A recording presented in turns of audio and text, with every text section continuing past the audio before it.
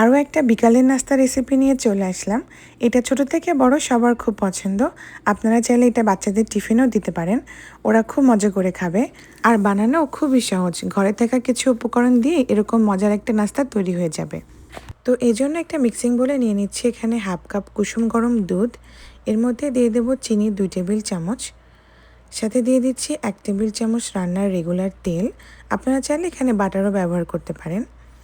সাথে দিয়ে দিলাম 1 চা চামচ ইস্ট, যে কোনো ভালো ব্র্যান্ডের ইস্ট নিতে হবে। সাথে অল্প একটু লবণ দিয়ে দিলাম। এখন সব কিছুকে খুব ভালো করে মিশিয়ে নিচ্ছি। তারপর এখানে আমি টোটাল 2 কাপ ময়দা দিলাম। আরও দিয়ে দিচ্ছি এখানে রুম টেম্পারেচারে থাকা একটা ডিম।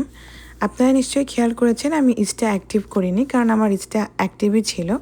তো যেহেতু আমি ইনস্ট্যান্ট ইস্ট দিয়ে করছি, এই জন্য অ্যাক্টিভ করার কোনো প্রয়োজন নেই।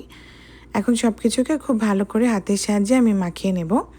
যদি এ পর্যায়ে মনে হয় যে আরও একটু ময়দা লাগবে, তো একটুখানি অ্যাড করে দেবেন। তো আমার কাছে মনে হলো খুবই লিকুইডে হয়ে গেছে, তো আমার এখানে আরও হাফ কাপ ময়দা লেগেছে।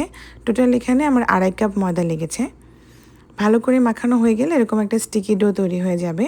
তারপরে 1 টেবিল চামচ ঘি দিয়ে আমি এটা খুব ভালো করে মাখিয়ে নিচ্ছি। আপনারা চাইলে এখানে বাটার ব্যবহার করতে পারেন।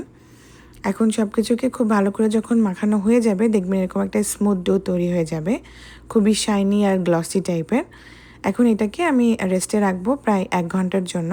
এতে করে ইস্টটা ফুলে ডাবল হয়ে যাবে আর ডোটা একদম যেই সাইজটা রয়েছে এর থেকে ডাবল সাইজ হয়ে যাবে। তো একটা প্লাস্টিক র্যাপার দিয়ে ঢেকে আমি এটাকে একটা গরম জায়গায় রেখে দিচ্ছি 1 ঘন্টার জন্য। তো ফিরে আসলাম 1 ঘন্টা পরে, আর এই যে দেখুন কত সুন্দর হয়ে গেছে, ডোটা ফুলে একদম ডাবল হয়ে গেছে।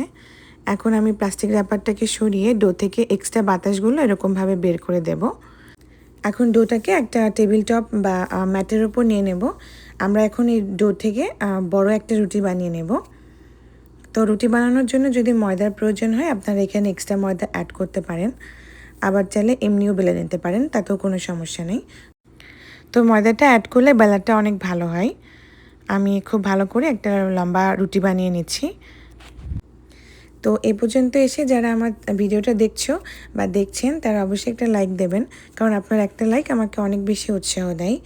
আর যারা আমাকে সাবস্ক্রাইব করে আমাকে বন্ধু বানিয়ে নিয়েছেন, তাদেরকে অনেক অনেক ধন্যবাদ, কারণ আপনার একটা লাইক, একটা কমেন্ট আর সাবস্ক্রিপশনের জন্য আমি বারবার ডিমোটিভেট হয়েও ফিরে আসি।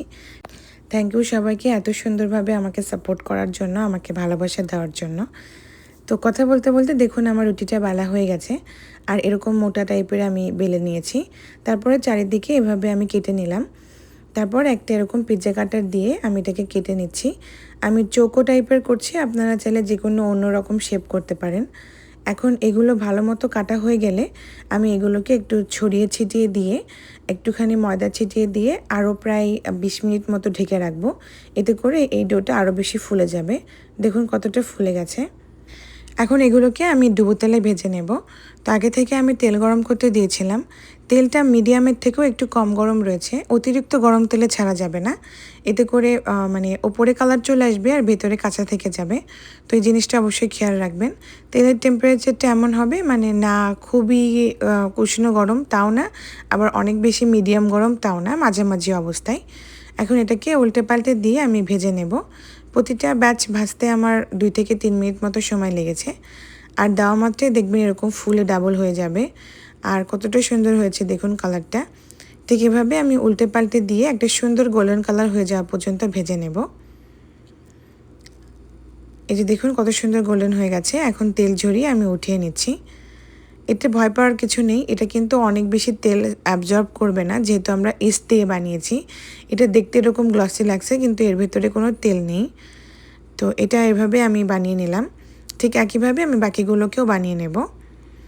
তো আপনারা চাইলে এটা ওভেনেও বেক করতে পারেন, তবে যেহেতু এটা ফ্রাইড বান টাইপের, এটা খেতে মিষ্টির দোকানের যে ফ্রাইড বানগুলো পাওয়া যায় ওরকম লাগে খেতে। তো এটা যেহেতু ফ্রাইড, এর জন্য আমি ফ্রাইডভাবে দেখিয়েছি। আপনারা চাইলে এটা হচ্ছে বেক করতেও পারেন, সেটাও কোনো সমস্যা নেই। আর আপনারা নিশ্চয়ই খেয়াল করেছেন আমি ডোতে অনেক পরিমাণ মিষ্টি কম দিয়েছি। তো এই জন্য ওপরে অল্প একটু পাউডার সুগার দিয়ে দিলাম। এতে করে দেখতেও সুন্দর লাগবে, খেতেও একটু মিষ্টি লাগবে। তো এই তো, আর তাহলে আজকের এই রেসিপিটা আপনাদের কাছে কেমন লাগলো অবশ্যই আমাকে কমেন্ট করে জানাবেন। আর অবশ্যই বাসায় তৈরি করবেন, এই রেসিপিটা চায়ের সাথে খেতে দারুণ লাগে। আর বাচ্চাদের তো খুবই পছন্দ হয়, মানে একটা খাওয়ার পরে বলবে আরেকটা দাও, এমনই টেস্ট। আর দেখুন কতটা ফ্লাফি আর স্পঞ্জি হয়েছে, আর এত সফট, মুখে দিলেই যেন গলে যাবে। আর এর স্বাদ ভোলার মতো নয়, এতই স্বাদ। তো এই তো, তাহলে আজকের মতো এই পর্যন্তই।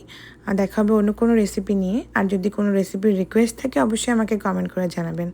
তাহলে আজকের মতো এই পর্যন্তই। আল্লাহ হাফিজ, টাটা, বাই বাই।